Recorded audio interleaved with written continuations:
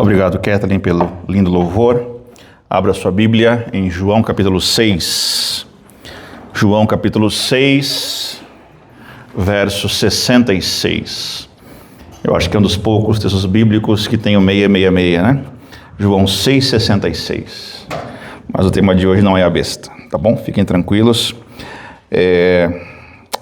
Esse texto, me lembro, Laércio, eu prego, primeira vez que eu preguei esse sermão, essa mensagem, estava no seminário ainda, vários quilos mais jovem, né, Laércio, Kathleen, e João 6, para mim, sempre foi um capítulo muito intrigante da Bíblia, e nós vamos hoje a esse capítulo, ok? João 6, começamos no verso 66, quem achou, diga amém.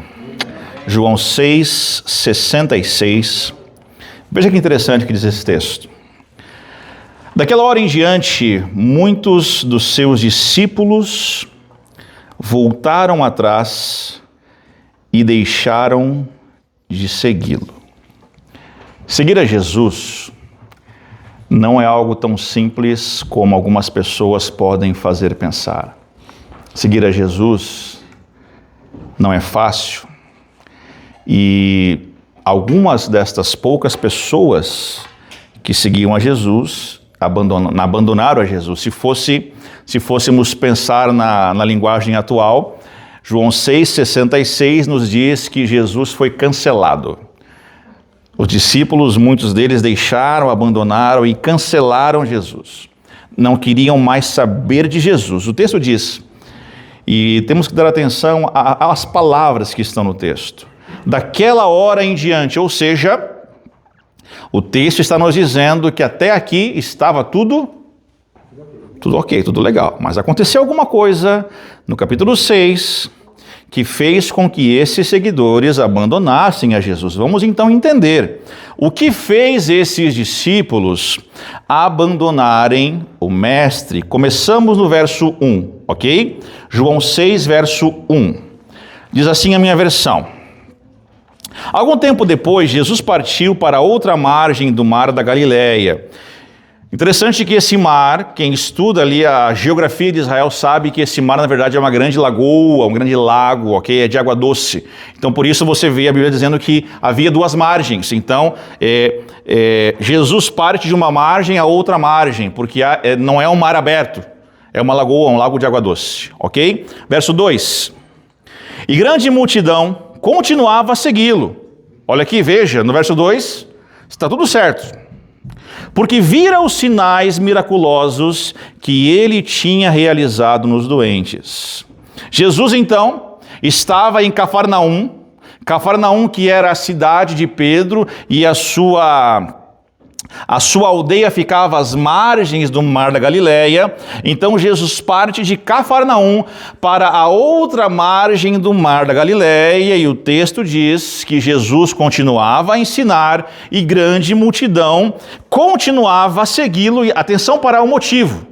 Segundo diz o verso 2, porque vira os sinais miraculosos que ele tinha realizado nos doentes. Ou seja, aqui, quando nós chegamos em João capítulo 6, a fama de Jesus já havia se espalhado. Jesus já era alguém popular, já havia uma multidão seguindo a Jesus. E agora então, Jesus está nessa outra margem do mar, ensinando a esta multidão, e o dia vai passando. A tarde vai passando e você sabe, você almoça e conforme a tarde vai passando, o que você volta a sentir? Fome. A tarde ia passando, ia se aproximando o pôr do sol, e onde eles estavam não havia a mínima chance de que eles pudessem ter a chance de alimentar-se.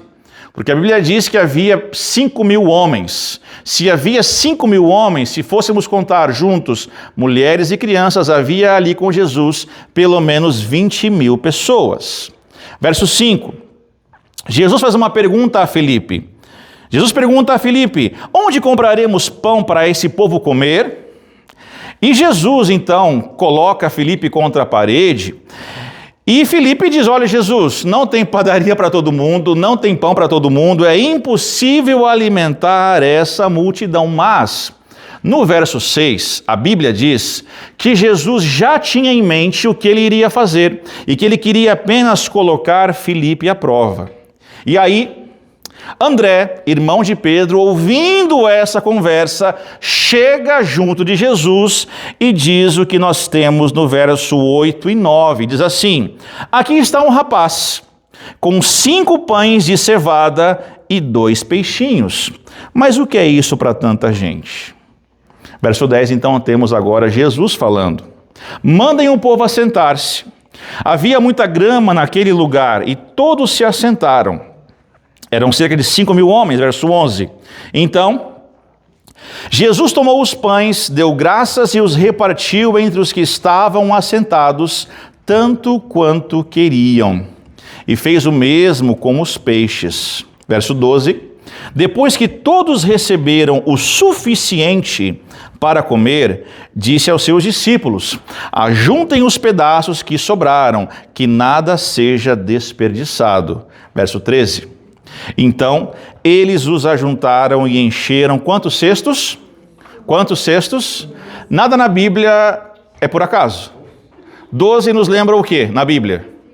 12 nos lembra, no Antigo Testamento, as 12 tribos de Israel. No Novo Testamento nós temos os 12 discípulos, os 12 apóstolos, ok? E agora também, de forma simbólica, 12 cestos de pães sobram. Verso 14. Depois de ver o sinal miraculoso de Jesus, o povo começou a dizer, atente aqui ao detalhe: sem dúvida, esse é o profeta que devia vir ao mundo. Ou seja, aqui no verso 14, todo mundo estava de que jeito com Jesus? Estava colado com Jesus. Jesus, hashtag tamo junto. Jesus é 10. Jesus é massa. Jesus é um profeta de Israel. Todos estavam felizes, ao ponto de que, segundo o verso 15, Jesus, sabendo que eles queriam proclamá-lo rei à força, Jesus faz o quê? Se retira para o monte e passa ali a noite nesse monte orando. E aí então damos um pulo para o verso 16. No verso 16... Jesus já havia ensinado, a multidão já havia se alimentado, a noite já havia caído, e de acordo com o verso 16, os seus discípulos desceram para onde? Para o mar. Verso 17. Entraram num barco e começaram a travessia para onde? Para Cafarnaum, voltando para a sua casa. Já estava escuro e Jesus não tinha ido até onde eles estavam. Soprava um vento forte e as águas estavam agitadas. Depois de terem remado cerca de 5 ou 6 quilômetros, viram Jesus aproximando-se do barco, andando sobre o mar, e ficaram de que jeito? Aterrorizados. Verso 20. Mas ele lhes disse: sou eu, não tenham medo. Quando você está no hotel com a sua família e você saiu do seu quarto e você volta e você bate na porta, a esposa pergunta: quem é? O que você vai dizer? Sou eu. Ela já sabe que você é você, ok? Pela voz, ela sabe que você é você. Quando Jesus diz, sou eu, isso aqui é muito mais profundo do que a gente pode imaginar. Quando Jesus diz, sou eu, não tenham medo. Jesus está fazendo uma referência a Êxodo 3. A lição dos adultos tem tratado sobre isso. Moisés no deserto, a sarça ardente, e Moisés se aproxima daquela sarça e Deus diz a Moisés, Deus pronuncia, se é que é possível pronunciar o nome dele, dizendo sobre si mesmo, Deus dizendo, eu sou. E quando Jesus diz então, andando sobre o mar, sou eu, não tenham medo, os discípulos estão entendendo que esta é uma referência lá a Moisés, no deserto, no Êxodo. O que Jesus está dizendo é, olha, o eu sou está aqui. O mesmo que falou com Moisés, o mesmo que tornou a sarça ardente, está agora andando sobre o mar. Não tenham medo. E no verso 24 nós lemos que pela manhã já do outro dia, a multidão percebe que nem Jesus, nem os discípulos estavam ali, Então toda aquela multidão que estava na outra margem do mar da Galileia volta para Cafarnaum em busca de Jesus. Jesus era seguido, Jesus era querido, Jesus é amado. Todos queriam estar próximos de Jesus. Na linguagem dos jovens, diríamos hoje que Jesus estava hypado. Todo mundo queria estar perto dele. Verso 25, então eles perguntam para Jesus: Jesus, quando que tu chegaste aqui? Verso 25, eles perguntam, só que agora a cena vai começar a mudar um pouquinho. Porque Jesus vai começar a apertar esse pessoal, ele vai começar a pregar, e a teologia que ele vai apresentar aqui é muito forte. Olha só o que Jesus diz a eles. E aqui agora temos a chave para entendermos o tema de hoje. Então atente aqui. Jesus respondeu: a verdade é que vocês estão me procurando não porque viram os sinais miraculosos, mas porque comeram os pães e ficaram o quê? Não parece uma palavra dura de Jesus? Vocês não estão em busca de sinais, vocês estão aqui por causa da barriga de vocês, vocês querem ficar satisfeitos. Verso 27. Não trabalhem pela comida que se estraga. E atenção a isso aqui, você precisa entender a chave do que eu estou dizendo aqui agora, porque o que eu vou dizer daqui em diante, se você não entender isso aqui, você não vai entender, não vai aceitar o que vem daqui para frente. Então atente aqui, verso 27. Não trabalhem pela comida que se estraga, mas pela comida que permanece para o quê? Para a vida eterna, a qual o Filho do Homem lhes dará. Deus o Pai nele colocou o seu selo de aprovação. Jesus aqui é duro. Com aquela multidão que estava curtindo andar com Jesus, com aquela multidão que estava gostando de estar próximo do Mestre, ver os milagres, os sinais, encher a barriguinha de pão e peixe fresquinho. Mas Jesus disse: olha, vocês não estão aqui por causa do sinal. Vocês nem entenderam o sinal. Jesus dizendo, tá? Vocês só atravessaram de volta ao mar para me ver, porque vocês querem ficar satisfeitos. Vocês querem a barriga cheia. Vocês querem mais pão. Vocês querem satisfação. Vocês não entenderam o sinal. Milagre, igreja, milagre. O milagre da multiplicação dos pães não era um fim em si mesmo. Com aquela multiplicação dos pães, Jesus estava querendo ensinar para o povo algo maior. Ou seja, a multiplicação dos pães era um sinal. Como foi com Moisés. Na sarça ardente, quando Moisés chega diante de Deus, Moisés pergunta ao nome de Deus, Moisés pergunta assim: Deus, como que lá no Egito vão crer que o Senhor me enviou? E aí Deus dá a Moisés alguns sinais. O cajado de Moisés vira o quê? Vira uma serpente, e depois volta a ser cajado. A água se torna sangue, ou seja, o sinal de Deus, ele é como se fosse um selo de autenticação de Deus. Não é à toa, nada na Bíblia acontece assim por acaso. Não é à toa que em João, e sabe assim, João é um outro livro, uma outra carta, um outro evangelho, que nós poderíamos aqui passar mais um ano conversando. Tanto que em João capítulo 2, no primeiro milagre que Jesus realiza nas bodas de Caná, Jesus transforma a água em quê? Em sangue. O vinho era apenas uma representação do sangue de Jesus. Como nós, na ceia, tomamos o sangue de Jesus, certo ou errado? Em forma de quê? De suco. Um sinal é dado por Jesus para demonstrar, de deixar de forma clara e explícita quem Ele é. Mas a multidão não havia entendido o sinal. O sinal apontava para Jesus. E então eles ficam agora em dúvida, eles perguntam, verso 28, o que precisamos fazer para realizar as obras que Deus requer? Verso 29, Jesus respondeu, a obra de Deus é esta. Qual é a obra de Deus? Verso 29. Vocês precisam acreditar, vocês precisam crer no que eu estou falando, vocês precisam crer nos sinais. Mas eles insistem, verso 30, que sinal miraculoso mostrarás para que o vejamos e creiamos em ti? Que farás? E agora Jesus volta lá em Moisés de novo, lá no deserto. A multidão. Os nossos antepassados comeram o quê? O maná no deserto. Como está escrito, ele lhes deu a comer o pão do céu. Ou seja, a multidão, quando Jesus fala sobre sinais, a multidão sabe exatamente do que Jesus está tratando. Então, quando Jesus multiplica o pão, o que o povo de Israel lembra? Verso 30,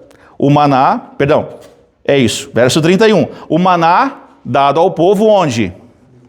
No deserto. Eles remetem a Moisés, aos sinais de Moisés, dizendo, olha, o maná do céu, o pão do céu caiu enquanto a gente caminhava no deserto. E agora, Jesus vai tornar o cristianismo um negócio muito mais difícil. Verso 32. Atenção aí. Declarou-lhe Jesus, digo-lhes a verdade, não foi Moisés quem lhes deu o pão do céu, mas é meu Pai quem lhes dá o verdadeiro pão do céu. Você vai ver no Evangelho várias vezes Jesus dizendo, olha, aqui está quem é maior do que Moisés. Porque o povo não havia entendido. Verso 33. Atente a progressão aqui, tá? Pois o pão de Deus é aquele que desceu do céu e dá vida ao mundo. Então disseram eles, Senhor, dá-nos sempre desse pão. Agora vem o problema. Maior de todos. Então Jesus declarou, eu sou o pão da vida. Aquele que vem a mim nunca terá fome, aquele que crê em mim nunca terá sede. Ou seja, o que Jesus está dizendo aqui, olha, aquele maná que caiu no deserto lá com o povo de Israel, aquele pão multiplicado ontem do outro lado do mar, tudo isso é uma representação daquilo que eu sou. Eu sou o pão da vida. Quem crê, aquele que vem a mim nunca terá fome, quem crê em mim nunca terá sede. Verso 49. Os seus antepassados comeram o maná no deserto, mas o quê? Mas morreram. Todavia, aqui está o pão que desce do céu, para que não morra quem dele comer. Ou seja, o que Jesus está dizendo para a multidão é, o pão chegou, o pão do céu chegou, o pão da salvação chegou, eu sou esse pão, e quem comer desse pão terá vida. Verso 40. Porque a vontade de meu Pai é que todo o que olhar para o Filho e nele crer, tenha o quê? A vida eterna. E atenção aqui, e eu o ressuscitarei no último dia. Agora para o pessoal assim rasgar a veste, verso 54. O povo já está assim não aguentando mais. O povo já está assim clicando no deixar de seguir. Aí Cristo vem e diz assim, verso 54. Todo o que come a minha carne e bebe o meu sangue tem o quê? Tem a vida eterna, e eu o ressuscitarei no último dia. A tese é clara. Não há dúvidas aqui. Jesus diz à multidão, Jesus diz a Israel, olha Israel, os seus antepassados no deserto comeram pão do céu, mas todos eles morreram. Agora, vocês têm diante de vocês um outro pão, o pão que sou eu sou, e quem come desse pão tem vida eterna.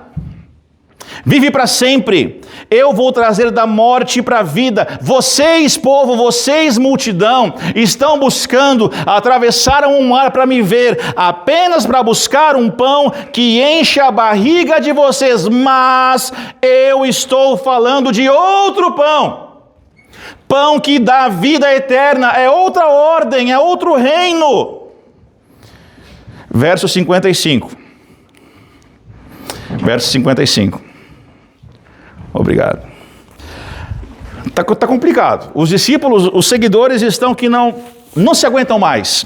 Pois a minha carne é verdadeira comida e meu sangue é verdadeira bebida.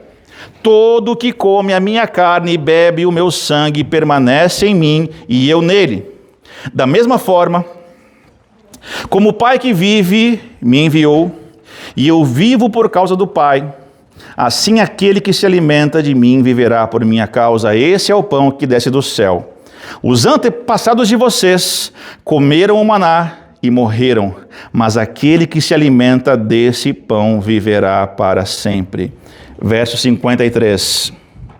Eu lhes digo a verdade, se vocês não comerem a carne do Filho do Homem e não beberem o seu sangue, não terão vida em si mesmos.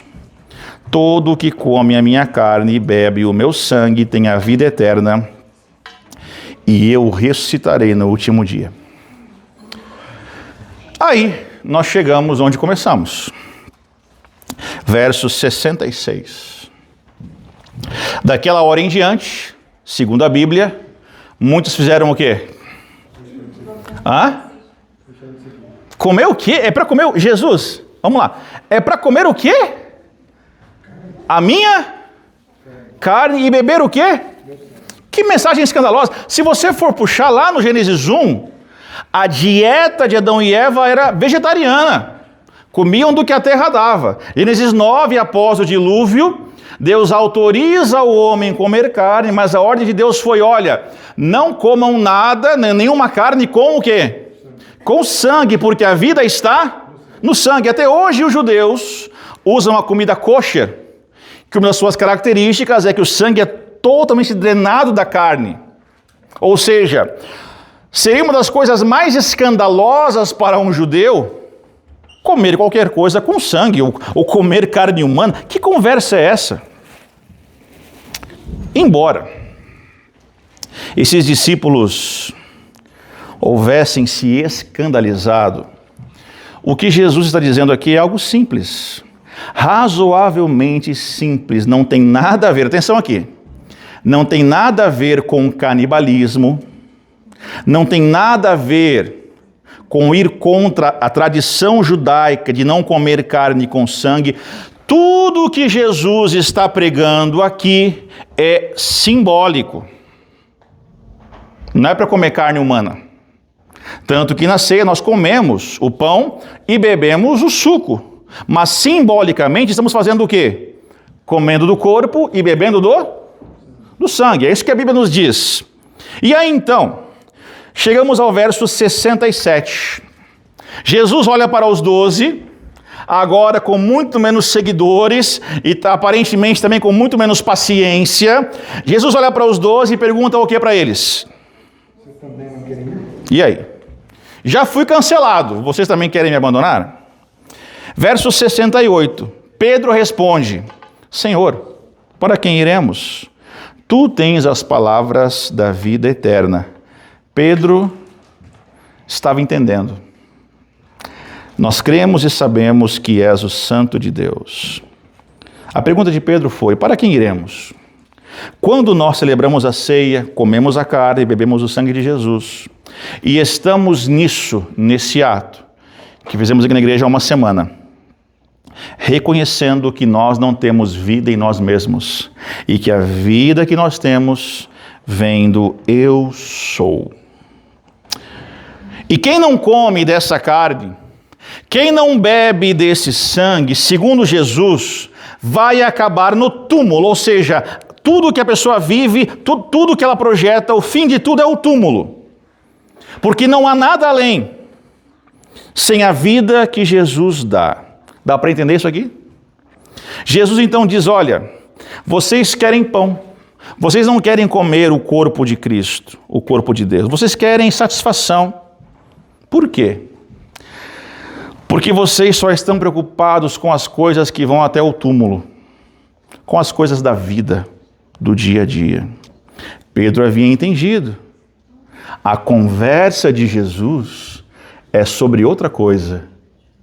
Tu tens as palavras da vida eterna.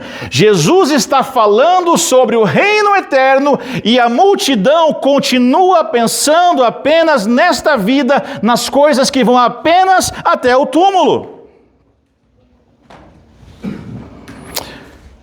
Pedro admite: Jesus, nós não temos outro caminho, nós não temos nada além disso, nós queremos essa vida. Nós queremos aquela água que o Senhor prometeu para a mulher samaritana, nós queremos esse pão, nós queremos tudo isso. Nós queremos vida eterna, porque segundo Pedro, nós sabemos que o Senhor é o Santo de Deus. A tese de Jesus aqui é muito forte, atente aqui. A tese de Jesus é: toda religião que está baseada ou pautada apenas naquilo que vai até o túmulo é uma traição a Jesus. Vou mais longe.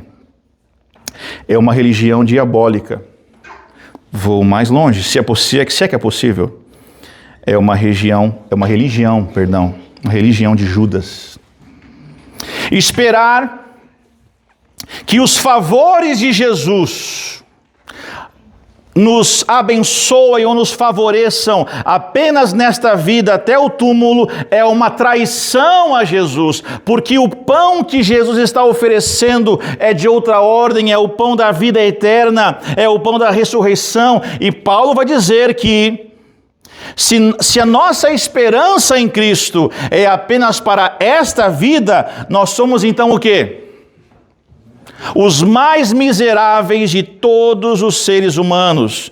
O que Jesus está dizendo é: olha, existe outra coisa que está além, que é maior, que vai para além do túmulo, mas vocês não conseguem entender os sinais. Vocês não discerniram que existe algo para depois do túmulo. Vocês querem uma vida boa só para aqui, agora, só para o que acontece aqui, entre o nascimento e o túmulo. E uma religião que se preocupa apenas com o que acontece entre o nascimento e o túmulo é uma religião que o diabo gosta.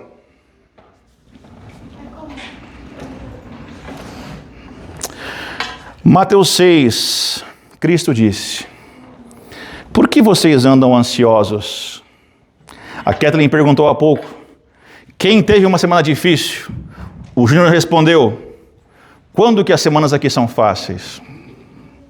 Nós ficamos angustiados com a vida aqui, sim ou não? Ficamos preocupados com várias coisas, financeiras, familiares, afetivas. Aí Jesus vem e pergunta: olha, por que vocês andam ansiosos com o que vocês vão comer, com o que vocês vão beber, com o que vocês vão vestir? Olhem os passarinhos, olhem os lírios do campo. Vocês ainda não entenderam que eu sou Deus, que eu cuido de vocês? Parem de se preocupar com isso, busquem o reino, busquem em primeiro lugar o quê? Ou seja, por que vocês continuam tão preocupados com aquilo que só vai até o túmulo? Quando tudo o que nós queremos termina no túmulo, nos tornamos um amontoado de Judas. Transformamos Deus em um ídolo. Traímos Jesus. E nos tornamos como aquela multidão, preocupados apenas com o pão, com a benesse, com aquilo que Ele pode nos oferecer. Se entendermos esta mensagem, eu creio que até o nosso jeito de orar pode mudar. Me lembro um dia no Brasil, quartas-feiras é o culto de oração, certo ou errado? E é um culto muito movimentado, vai muita gente. Hã? É assim que funciona?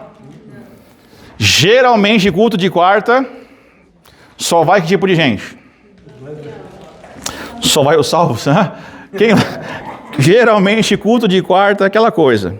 Me lembro de um dia uma irmã pediu oração. Irmãos, orem por mim, orem pelo meu filho, orem pelo meu filho. Meu filho abandonou a igreja e está desempregado. Peço que vocês orem para que ele consiga um novo emprego. Você percebe aqui a problemática teológica nessa questão? Alguém pode perguntar assim, não, mas espera aí, pastor, então quer dizer que eu não posso pedir para Deus a respeito das coisas desta vida? Se eu estou desempregado, eu não posso pedir por um emprego. Se eu estou solteiro, não posso pedir por uma namorada. Se eu estou doente, não posso pedir para curar a doença? Resposta, pode e deve. Pode e deve. Não existe oração errada. Inclusive, eu diria que a oração errada é a oração que não é feita. Agora, Filipenses 4:6 diz assim: não andem ansiosos por coisa alguma, mas em tudo, pela oração e súplicas, e com ação de graças apresentem seus pedidos a Deus. E a paz de Deus, que excede todo o entendimento, guardará o coração e a mente de vocês em Cristo Jesus. Está com problemas? Está ansioso? Caia de joelhos e ore. A nossa oração, mesmo que errada, não é uma novidade para Deus. Lucas 12, Cristo vai dizer que nós não sabemos orar como convém. E Paulo vai nos dizer que o Espírito Santo intercede por nós, enquanto estamos de joelhos. Mas, igreja, existe uma diferença sim, entre uma oração infantil e uma oração adulta. Falava essa semana com a minha esposa que muitas vezes nós vivemos uma espiritualidade infantil, uma espiritualidade de exteriores. Mas esse é um outro assunto.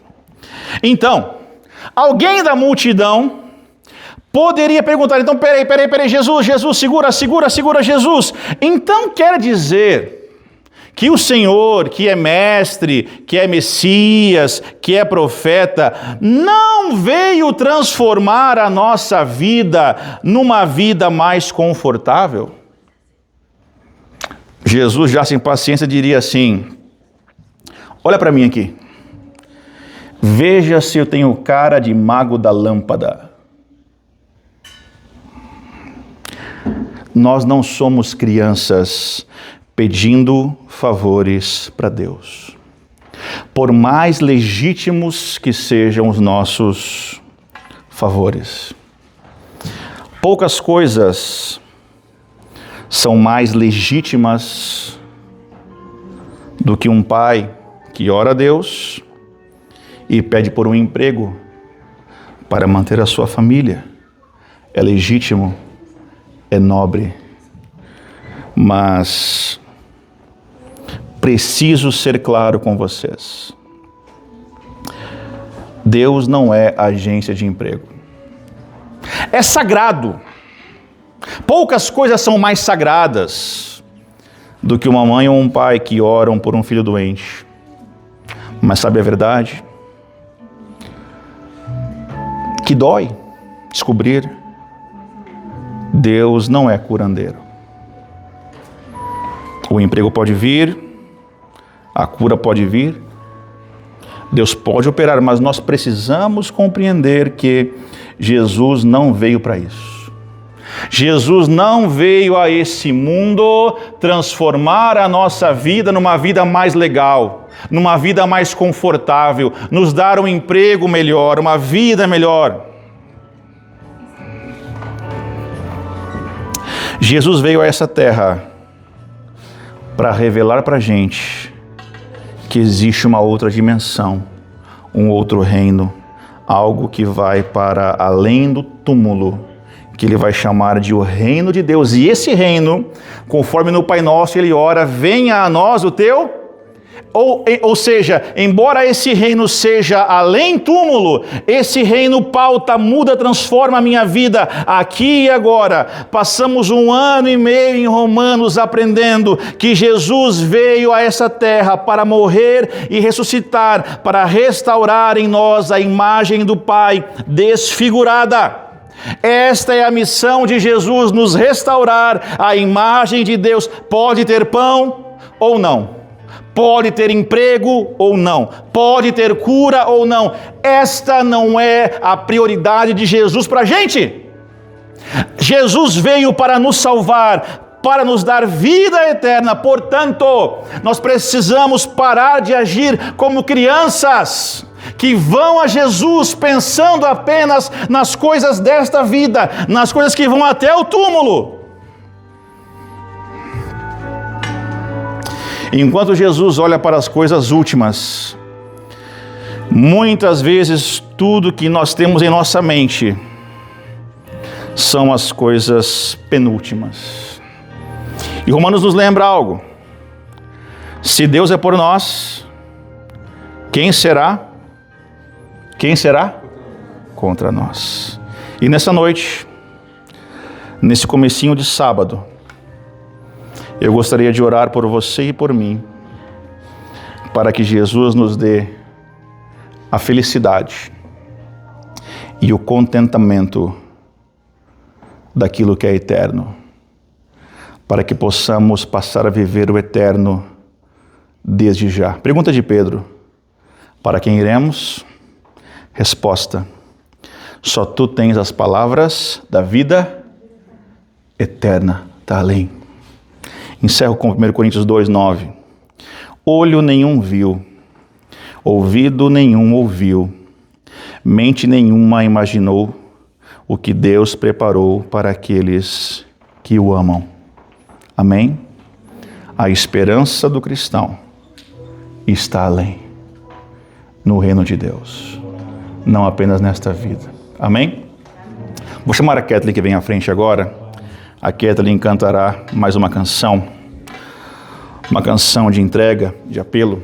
Eu convido você, enquanto a Kathleen canta, se você deseja fazer um voto com Deus, um pacto com Deus, uma entrega, se você deseja... Corta só um pouquinho o som para mim, Marcelo. Se você deseja entregar-se a esse Deus, reconhecendo que muitas vezes você, assim como eu, tem que pensar apenas nisso aqui, nesta vida. Esse é o momento de abrirmos os nossos olhos e de focarmos naquilo que é maior. O mais importante não é o pão que foi multiplicado. O mais importante é o pão que é o próprio Cristo, que nos dá vida eterna. Como falamos na música, o que Cristo oferece, Ele é. O que Cristo oferece, e nessa noite nós aprendemos que Ele é o pão da vida.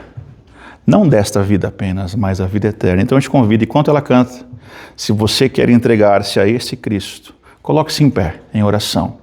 E após essa música, faremos uma oração, entregando nossa vida, nosso futuro nas mãos de Deus. Amém?